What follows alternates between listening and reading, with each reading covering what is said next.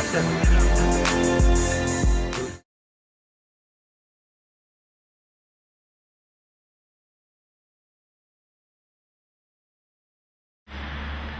this is Jason Rowland for iFILM London. I'm in Weald or Harrow today to catch up with young prospect Mitchell Smith. I hope he's in. He's having a look at Mitchell. Not that old, Hello James, how are you, mate? How you doing? You alright? Nice to see you. Good, good, well? good. Yeah, I'm very well. Come in, mate. Thank you very much.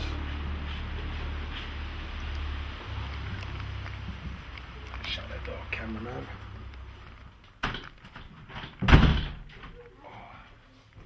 Nice place you got, Mitch. Hey? Nice place you got here, mate. Yeah, it's alright, isn't it? Yeah, it's good. It's a bit small. Yeah, it's very nice. How are we doing, alright? Yeah, not bad, no, not good, bad. Good, good. Just caught me in the middle of Ollie's. Yeah? That's what I like to hear. That's what I like to hear.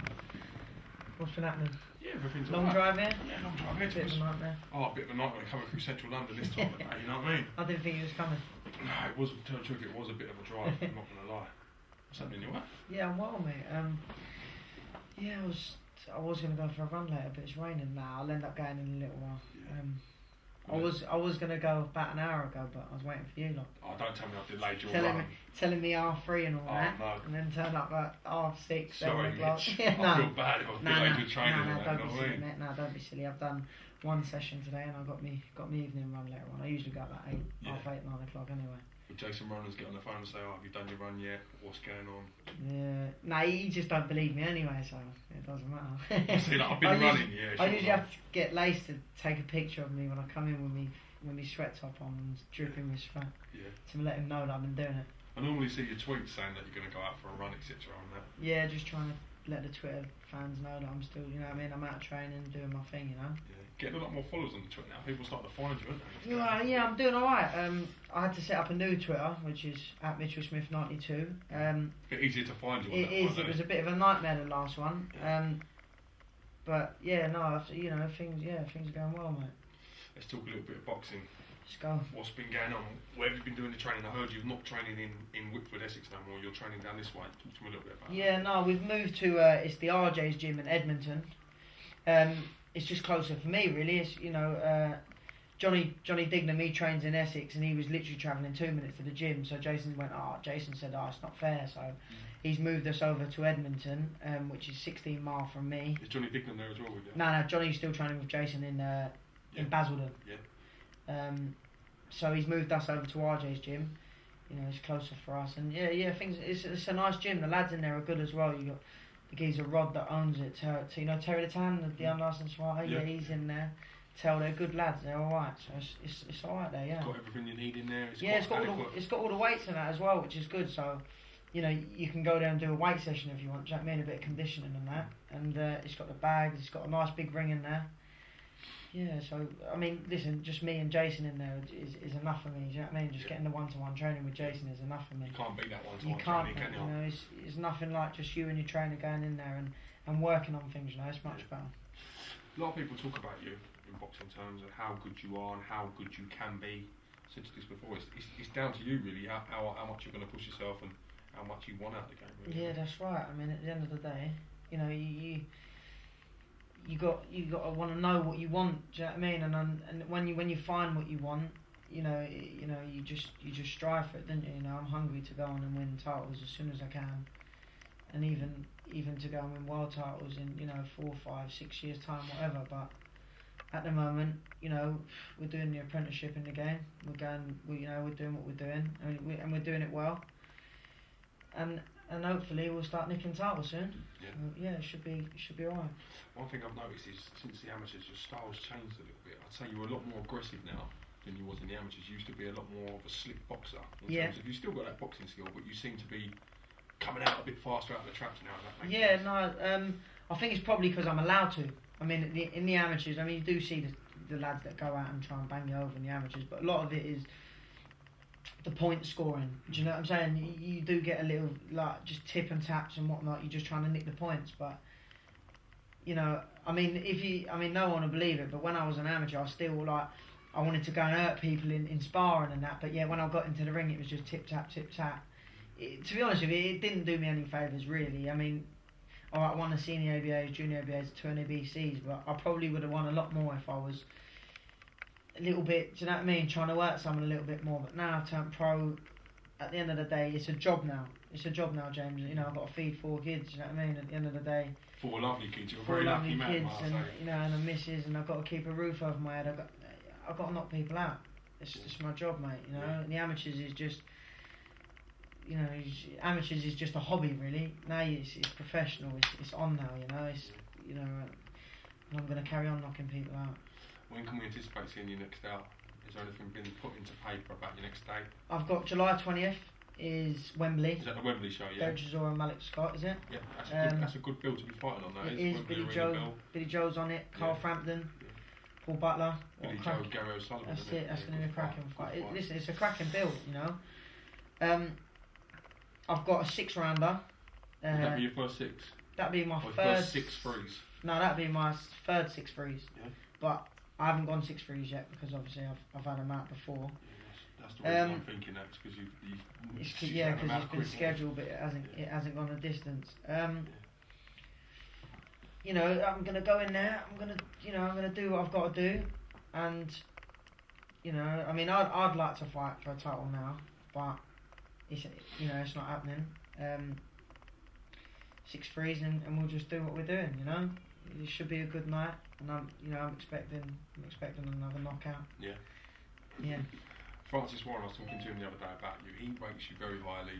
He said to me, he's like, you need to go and feature Mitchell a bit more. This kid's going to be something special, you know. So, for them people to hold you in the regard that they do, it must be a nice feeling for yourself. Yeah, no, it's nice, especially now you just told me that Francis has said that. I believe I am the best prospect in Britain at the moment, and I believe that I will go on and win something massive. Do you see that being at lightweight, or do you see yourself maybe dropping back down to super feather like you was doing in the amateurs? What weight are you comfortable at? Because don't forget, you're young, you're going to grow as a man, you're going to get heavier. You know what I mean? So yeah, no, that's right. What would you be more comfortable? What do you see yourself comfortable at? You know, lightweight at the moment is domestically a very hard division to sort of get through. You know, and if I can make super feather, I do super feather. I mean, I haven't tried yet. I've come in at the 9-10s. I've come in at 9-8, 9-7 as well. You know, I suppose if you dry it out a little bit, you know, and it's day before weighing dry now, you look at some of the size of some of these super featherweights out there. Liam Walsh said the other day on the Bunces Hour, oh, give me 8 weeks, I'll do super feather. So it's probably just growing up, to tell you the truth. As soon as I start to find my way, I reckon I'll do super feather. I mean, it's just growing up, you know. Body's settling and getting. That's what I'm saying, you know. It's just, you know, what do you feel more comfortable at? Because obviously lightweight, the guys are a lot more taller. But I don't mind fighting them. Do you like fighting taller? Yeah, if I look at someone and they're taller than me, I think it's perfect because I like to get underneath. Yeah, and sling the shots over the top. So if I, you know, at the end of the day, that if I fight at super featherweight anyway, you watch me, I come down lower than, you know what I mean. When I fight, I come down lower. You know, yeah, well, I ain't too bothered who I fight or what weight I fight at. I know that. So, I mean, I'm looking at doing super featherweight, yeah.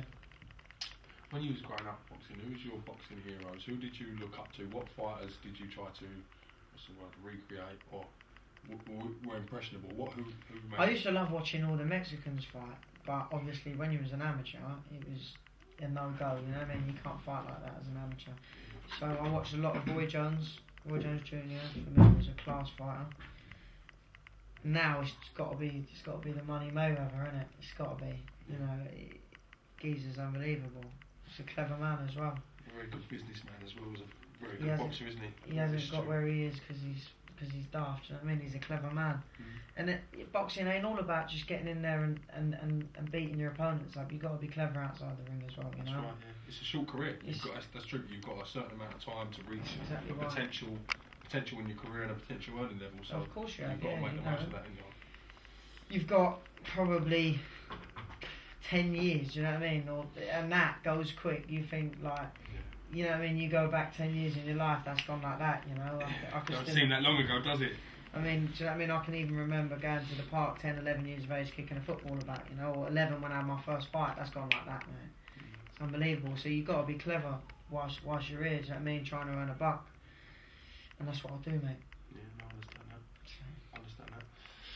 Domestically then, who do you think's kind of a great fighter to watch at the moment? Who are your domestic? I wouldn't say your friends in boxing. I don't want to know about your friends. I want to know who you like to watch. Who's exciting? I like watching Liam Walsh. I think he's a very good fighter. I agree. Yeah, he's a very skilled fighter. I think he's underrated. Yes, I do. I do believe he's underrated. I think he should. I think people should be raving about him because, you know, when he had that fight against Ricky Burns, I had him to win. To tell you the truth, I've sparred with the lad, and believe me, the kid's got skill. You know, the kid's got skill. What he did to Scott Harrison as well. Again. That's a tough man. Don't get me wrong. He weren't shot neither. Scott Harrison isn't shot, but listen, Scott Harrison is one of the toughest, meanest men I've ever come across. There you go. Even if he was shot, you still want to bump into him. You still wouldn't want to have a tear up with him. You know, and he stood there, you know, punched his chest and said, "Let's go." You know, so you know, Liam Walsh should be, and Paul Butler for me is going to go places. I agree. Yeah. The kid is spot on, mate. He's doing what he should be doing, and you know, he's going to go places. And I like Paul as well. He's winning titles as well now, Paul. He's a respectful lad, you know, and people are going to warm to him. You know, people are going to think, I like this kid. And if you know what, I feel a little bit sorry for him in the way that, because he's small. Sometimes there's not the excitement in that division to get the bill in the top bills of the. And also, you get these people that are boxing fans but ain't massive boxing fans, but they don't hear about these little flyweights and these light fights, and you know. Yeah. And you hear about, like, everyone knows the Tysons, the Lennox Lewises, even if you weren't a boxing fan, because they were heavyweights, they were big names. Of course, yeah. If Paul Butler was, you know what I mean, a welterweight, middleweight, whatever, their people would be screaming about him. Do you think, with the amount of fighters that have changed promotional camps of late, etc., it's given Paul Butler and people like that a chance to come to the top, to shine, because... Say that again? Do you think, because of the amount of people that have changed camps recently and changed promotional teams, do you think that's given Paul Butler a chance to shine and maybe pushed him toward nearer the top of the bills and stuff? Maybe sooner than what he would have done. But you know, Liam Walsh, Paul Butler, they've got skill. They were going to get there anyway. You know, it was only a matter of time. And lads moving camp or moving thingies is, you know, it's probably got him there sooner. But like I said, he was going to get there no matter what because he knows what he wants. Like I was saying to you, you know, you got to know what you want and you got to go for it. And you know, they're proven to be, you know, to do that. So. Bit random questions now. If you were a fighter, what would you be? What would you be doing? What does that do? Be a slob. Most people tend to work with a dad, don't they? Like, from I suppose. Yeah, no, I suppose. I mean, my dad's a scrap metal man. Yeah. He chose that job strictly because me and my brother Jez was obviously. I mean, I was in the gym when I was 6, so he couldn't have a full-time job and be taking me to the gym, and you know, and I never had a mother, so you know, it was just me, Jez, and my dad. He chose scrap because he had the time to take me to the gym, take me sparring. He's got that time on his hand. The same now, you know, like I don't drive, so I could ring him, Dad, I need to go here, bang, he's there, you know, so. Do you want to say thank you to him? Massive thanks to me, Dad. He knows that anyway. You know, he's a diamond. So I mean, I don't know. I don't know what I'd do. I suppose I'd have to get a 7 till 5 job. I suppose, wouldn't I? Because I suppose you've got to do that. I mean, I'm not very good at anything else. Probably dancing, you know, when I'm in the night. I don't know. I'll probably just be a normal person that's got a 8 till 5 job and. Just a normal lad, isn't it? I'll probably just be a normal person, but... You any good at any other sports, but you like at football? I'm not great at football. I'm alright. I can play football, but I'm not... When someone tells me they're alright, they're not great, you get them on the pitch, they're like the best left back ever, aren't they? Do you know what I mean? Nah. That old trick. Yeah, left back in the changing room. I'm alright at football. I mean, you know, when you're a fighter, when you're a boxer, a lot of boxers are good at a lot of things. I mean, it's fitness, endurance, it's timing, and you know what I mean, coordination. Do you know what I mean? They're good at a lot of stuff. I used to play for my school badminton. I was quite good at that. I beat a Middlesex champion badminton. I was quite good at sport. I've never been great at golf. I hate golf. No, I'm not Happy Gilmore at golf. I don't mind eating it off, you know, doing a bit of off the driving range. Yeah, that's it. When you lose your temper or something. But golf I wasn't really a fan of golf. I know you're a huge family man.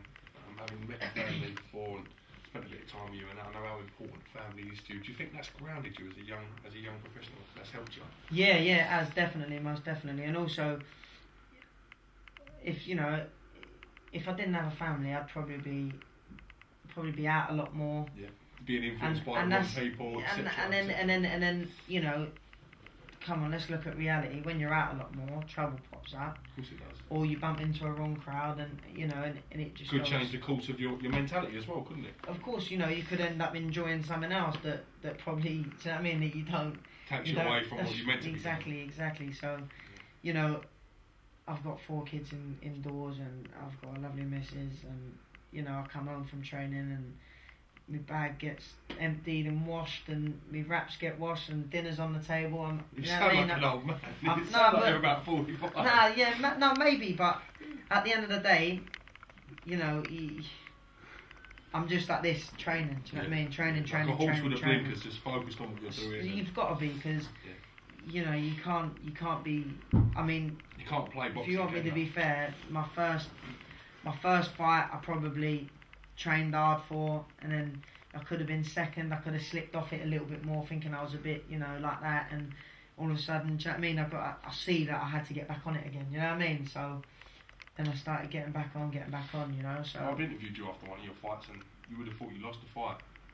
Great for my opinion, it was a great performance, but for yourself, the level of expectancy you have for yourself made it that you wasn't happy, was it? So.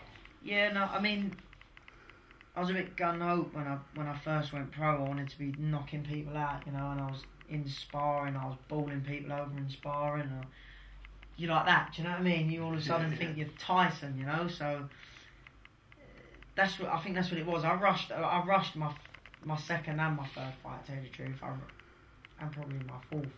I rushed it, and now you see me settling down a little bit more, looking for the opportunities more than anything, Picking the body shots. Picking the body shots, picking head shots. The amount of punches and the range of punches you have, for someone of your age, is exceptional.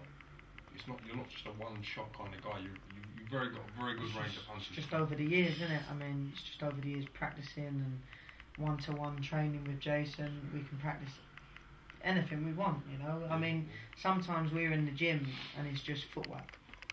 We do an hour of footwork, and it's just practicing things. You're only gonna get better, aren't you? Sure. So, and I can see the improvement from when I first went pro. I mean, obviously my pro debut, I was only 19. For something like that to happen to like James Ancliffe, who ain't a bad opponent neither, it was a good debut, but the amount I've come everyone on, was ranting about that debut. But the amount I've come on since then is just, I mean, you ain't going to see loads from me going in and knocking Gavin Reed out. I mean, don't get me wrong, he's a tough kid, I didn't expect to do that to Gavin Reed. But no one can really, alright, I looked good for 2.5 minutes and then I banged him over and that was it. But believe me, when I get in with someone that will, that when I get higher, and you can see a few, believe me, there's so much more there that's going to be exciting, that's going to look good, so. Listen, I'm really enjoying watching your journey. I've watched you almost from the start, turned over from the amateurs, and as I said, I know how good you can be. So I just hope to God you keep the same determination and focus and hunger as you've had. As you say, you're back on it, and not that you slipped off, but mentally, you might have given yourself a little break after your first fight. I wouldn't say I slipped off. I just, when you just little things like all of a sudden you think you're better than what you are. Maybe I'm not putting myself down, but I'm. You know what I mean? I criticise myself a lot. That's good though. Little things like, I don't know, just little things, like instead of doing 100 sit-ups, doing 80, you know what I mean? Just little things, so, but I'm 100% on it now, and, I've had a lot of the forums, a couple of people saying about weight. Until I get a title fight, why, do you know what I mean? Why get to 9 stone 4? Killing yourself. For what reason? What am I proving to anyone to go 9-4 on a 6 rounder? when I get a title fight, I've already said to Jason, I'll fight a 9-4 for a super featherweight title. Why I'm not going to mug myself. Do you know what I'm saying, John? I'm not going to mug myself by if I was going to say I want to do a weight, listen, I don't care. I'll fight a lightweight. But what I'm saying is, I can do 9-4. So when someone wants to give me a title fight, and then I said 9-4, I'll do 9-4. I'll do 9-4. I'm not going to mug myself off. So listen, you know, I've had a few people slag me off on, not slag me off, but you know, put it out there on the boxing forum, on the website, on all the pages and all that, and kind of people saying, oh, he looks a bit overweight and all that. But listen, I'm doing what I've got to do at the moment. Right. I'm not going to kill myself at weight for a 6-round contest. I mean, last fight I said I would be 9'8". They ring me, the geezer's going to come in at 10 stone. So why am I going to come in at 9'8" for? That's right, you're going to come in at 10 stone. Comfortable. I come in comfortable. I come in at 9, 10 and a half or whatever it was. But that was eating, drinking. Do you know what I'm saying? Why come in at 9'8", maybe drying out a day before or something? For what reason? When he's going to come in at 10 stone, and that's the day before. So the next day I come in at 10'3". A little bit heavier. And he's big, Gavin Reed as well. Right? They say he made super bantamweight, but he was. You know, he was a fair bit bigger than me, so you know I'm not going to kill myself to make 9-4 on the 6th round. Little word of advice from me: don't read the forums. They're all bellends. If you see what they say about me, they sit there, they cane me all day long. I think to myself, am I actually that bad of a fella, Mitch? No, I like you, James. Do you know what I mean? So I don't pay no attention to anything. I might get on there and back you up a little bit. You should, though. It'd be nice. A couple of people actually do. They're like, no, this and that, but I don't give read it back. I don't read it. They're usually people that have got a lot to say and no outlet for it. Yeah. No, you know what it is? I think, like my team, my dad, Jason, Richard, my manager Richard, I think they want to obviously, you know, the British board saying they want to see me in £2 of my weight and all that, and they're obviously saying, you know, you've got to get to it, Mitch, but they, you know, I'll get there in my own time. I'm 20, I'm young. If I want to, I can go the next year or fighting 6-8 rounders, but believe me, I'll get there sooner than people think. The team only want what's best for you. Of course, they're trying to get a route for you, plan a route. That's exactly right, you know, and they're only no, I wasn't saying that at all, you know. They know what they're doing, and you know that I'm 100% with them. Whatever it is, whatever they say, I'm there. I'm with them. So, you know, yeah. Well, listen, I'm going to be at Wembley on July the 20th. July 20th, yeah. July 20th to see you in action again, and I said, hopefully you go out and do the business. Keep focused on what you're doing, because you know how far you can go. I'm sure a lot of people are starting to realise how far you can go as well. Yeah.